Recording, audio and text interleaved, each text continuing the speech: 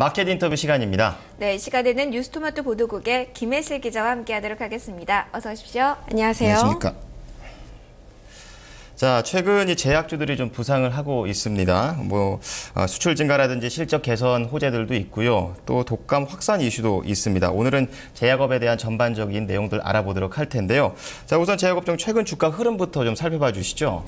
네, 제약주들이 대거 포함되어 있는 의약품 업종 지수는 어제 4,391선에서 마감했습니다. 지난해 말부터 꾸준히 상승하고 있는데요. 어제 하루에만 1.31% 상승률 보였습니다. 지난 14일에는 4,515선까지 올라가면서 코스피 수익률보다 강세를 보였습니다. 지난 10월 3,858선을 찍었던 점을 감안하면 크게 오른 겁니다. 네, 전반적으로 보면요. 미국 독감이 크게 확산됐다는 점, 제약주의 시선을 모으게 한 거죠. 네, 미국 전역에서 악성 독감이 계속해서 확산되면서 제약주가 영향을 받고 있습니다. 독감은 미국 전체 50개 주 중 가운데 49개 주에서 유행하고 있고요. 전국적으로 어린이 사망자만 37명에 달했습니다. 1월 셋째 주의 전체 사망자의 4인 가운데 폐렴과 인플루엔자가 차지하는 비율은 9.8%로 집계됐는데요. 대유행 기준인 7.3%를 훨씬 웃돌았습니다. 최근 제약주의 주가 상승, 독감 이슈 영향 크다고 볼 수 있을까요? SK증권의 하태기 연구원 의견 들어보시겠습니다.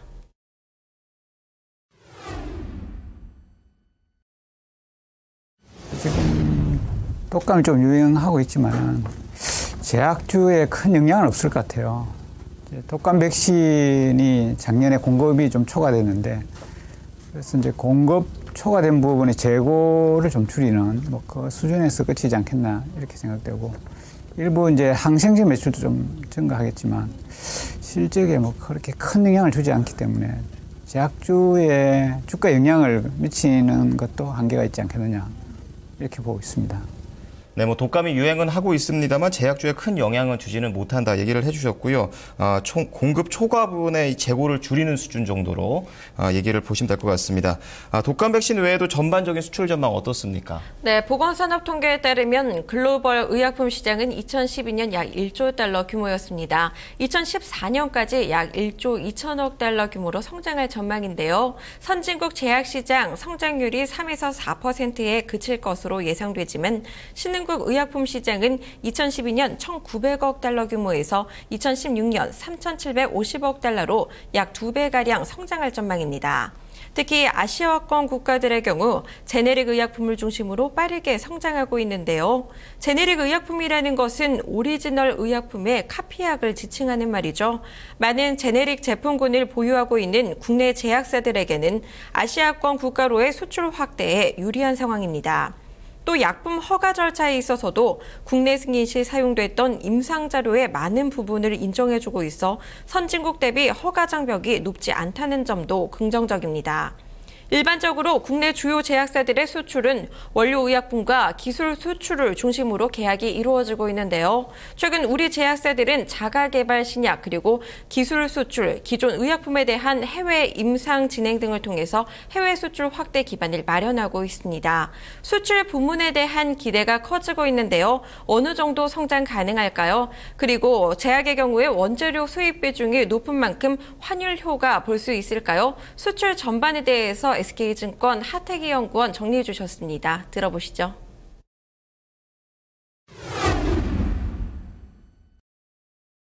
제약 수출은 지금 이제 작년에 약가 인하도 있었고 이제 국내 시장에 또 한계도 있고 그래서 제약사들이 이제 수출 시장 개척에 상당히 좀 신경을 쓰고 있거든요.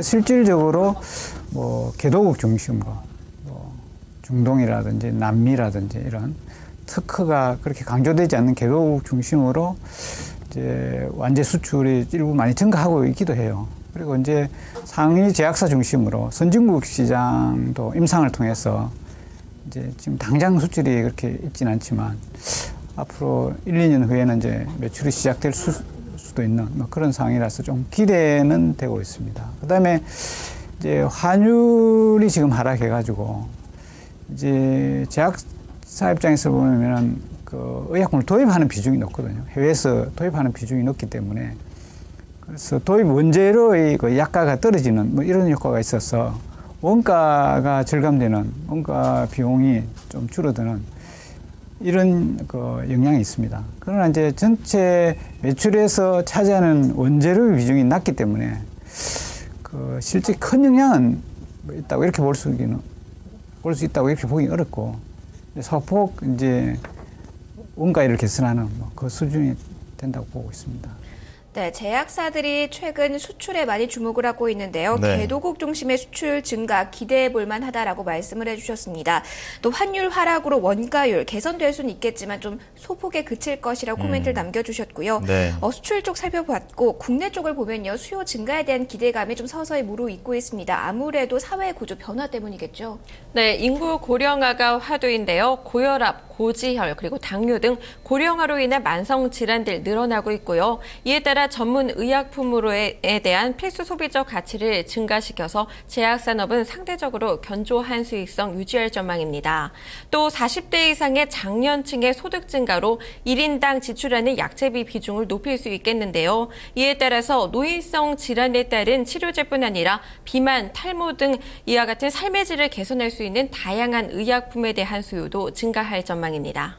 말씀 들어보니까 전반적으로 실적 개선을 좀 기대해봐도 되겠네요. 네, 일단은 지난 4분기부터 올해에 이어서 실적 개선이 예상되고 있는데요. 국내 제약사들의 연구개발 성과물이 나오면서 중장기 펀더멘털이 강화됐다는 겁니다. 또 지난해 말 다수의 해외 파트너링 성과가 도출되면서 국내 제약사의 자체 개발 의약품을 통한 해외 진출에도 기대감이 커지고 있습니다. 다양한 연구개발과 신약 개발에 따른 실적 개선 기대해봐도 좋을까요? SK증권 하태기 연구원 의견 들어보시겠습니다.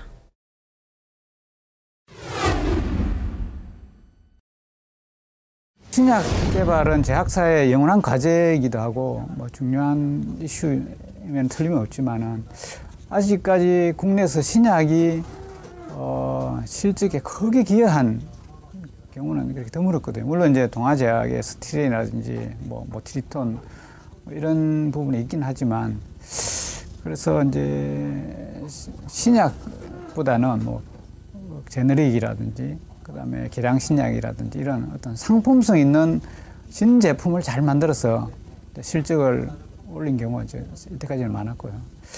그런데 이제 앞으로 지금 국내 신약 개발 어떤 수준도 상당히 향상돼서 지금 앞으로는 신약이 실적에 많이 기여할 수 있는 이런 시대가 올 것 같고요. 특히 이제 해외 임상하고 있는 이런 신약 후보 물질이 상업화에 성공할 경우에는 이제 국내 제약사의 어떤 실적에도 많이 영향을 미치지 않겠느냐, 이렇게 지금 보고 있습니다. 네, 국내 제약사들의 신약 개발 수준이 향상되면 실적 개선 기대해 볼 수 있다라고 말씀을 해주셨습니다. 네. 긍정적인 면도 있겠지만요, 우려 요인도 있을 텐데 좀 짚어주실까요? 네, 정부의 약가 인하와 리베이트 규제 정책에 따라서 국내 제약산업 성장이 제한됐었죠. 지난 4월 시행된 대규모 일괄 약가 인하로 인해서 주요 제약사들의 이익은 마이너스 성장을 나타냈습니다. 그러나 정부의 정책 시행 목적이 건강보험 재정 안정화와 의약품 유통 투명화인 점을 감안했을 때 향후 대규모 약가 인하와 같은 추가적인 정책 교재는 당분간 도입되지 않을 것으로 예상됩니다. 현재 건강보험 누적 수지가 사상 최대 흑자 기조를 유지하고 있고요. 리베이트 영업활동에 들어가는 비용이 소비자에게 전가되는 것을 일부 차단했기 때문인데요. 정부의 정책 목표가 상당 부분 달성됐다는 점을 감안하면 정책 규제로 인한 추가 침체는 없을 거라는 전망입니다. 네, 이 제약업이 규제 산업으로 좀 분류되어 있는 만큼 이 정부 정책에 대한 민감도가 높은데요. 네. 물론 이렇게 부정적인 것도 있지만 긍정적인 정책도 있지 않습니까? 네, MB 정부에서는 리베이트 규제와 약가 인하 위주의 네거티브 규제 정책이 골자였는데요. 국회 보건복지위원회는 최근 제약산업을 포함한 헬스케어 산업을 차세대 신성장 동력 산업으로 선정해 중점 육성하기 위한 지원 방안을 모색 중인 것으로 알려졌습니다. 박근혜 정부가 헬스케어 산업을 차세대 신성장 동력 산업으로 선정해 포지티브 규제 정책을 펼칠 경우 제약업종에는 더없이 긍정적입니다. 최근 보건복지부가 제약산업 선진화 방안을 재천명하기도 했는데요. 2020년 세계 7대 제약 강국 진입을 위해서는 세계 시장 점유율을 현재 1.5%에서 4.5%까지 올리고 의약품 수출 비중을 현재 9.8%에서 2020년 55%까지 올리겠다는 목표를 제시했습니다. 또 글로벌 50대 제약회사를 적어도 2개를 만든다는 목표도 내세웠습니다. 이를 위해서 4,400억 원 규모의 재정 지원과 세제 지원 활성화 그리고 제약산업 육성펀드 조성 등을 계획하고 있습니다. 이를 골자로 하는 제약산업 5개년 종합계획안이 이르면 오는 3월 발표될 계획인데요. 정부의 규제와 육성 정책이 공존하고 있는 상황에서 어느 쪽에 더 무게를 둬야 할까요? SK증권 하태기 연구원 의견 들어보시겠습니다.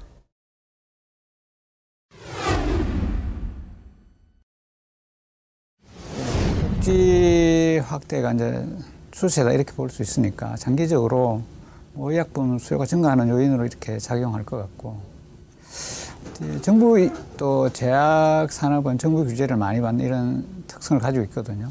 근데 이제 작년에 약가 인하를 평균 14% 하면서 이제 정부 규제가 이제 큰 게 이제 마무리됐다 이렇게 볼 수 있기 때문에 올해부터는 규제보다는 이제 제약사를 지원하는 쪽의 정책의 비중이 높아지고 있다. 이런 추세거든요. 그래서 지금 금년에는 물론 이제 약가 인하는 기존의 제도에 의해서 뭐 약가 인하되고 하겠지만 일단 새로운 제도 새로 만들어져서 추가적인 정부 규제가 있다고 보기는 어렵기 때문에 규제로부터는 당분간은 좀 자유로운 그런 시기가 아니겠느냐 이렇게 보고요. 네, 기존 약가 인하 규제는 유지가 되겠지만 새로운 규제책은 없을 것이다라고 전망을 해주셨고요. 네. 새 정부의 이제 정책적인 모멘텀이 확대되면서 수혜가 예상된다라고도 이야기를 해주셨습니다. 네. 그렇다면 좀 제약주에 대한 투자 전략을 살펴볼 텐데요. 이 업종군 안에서도 투자 매력도가 갈리고 있죠. 네, 올해부터 상위 업체들의 회복세가 본격화되면서 상위 제약사들 위주로 구도가 재편될 것으로 보이는데요. 본격적인 쌍벌제 시행과 그리고 조사 범위 확대에 따라 중소형 제약사의 공격적인 영업활동이 감소했고요. 그리고 반면 정부 지원을 받아 자체 신약을 개발하고 있는 상위 업체들의 결과물이 기대되고 있는 상황입니다. 또 4월 시행된 약가 인하로 오리지널 의약품과 제네릭 의약품의 약가가 같아져 상위 제약사와 다국적 제약사 제품 위주의 처방이 증가할 것으로 판단되고 있습니다. 더불어 올해부터 미국 FDA가 인정하는 의약품 품질 관리 기준이죠. CGMP 시설 의무화로 시설 투자비를 감당하지 못하는 중소형 제약사들의 구조 조정이 불가피할 전망입니다. 제약주 투자 전략 어떻게 잡아야 할까요? SK증권 하태기 연구원 의견 들어보시겠습니다.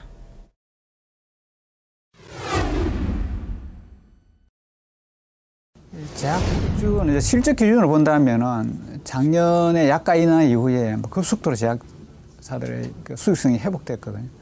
그런 회복 트렌드가 원래 상반기까지는 강하게 일어날 걸로 이렇게 보고 있습니다. 베이스 효과라든지 뭐 이런 게 작용하기 때문에.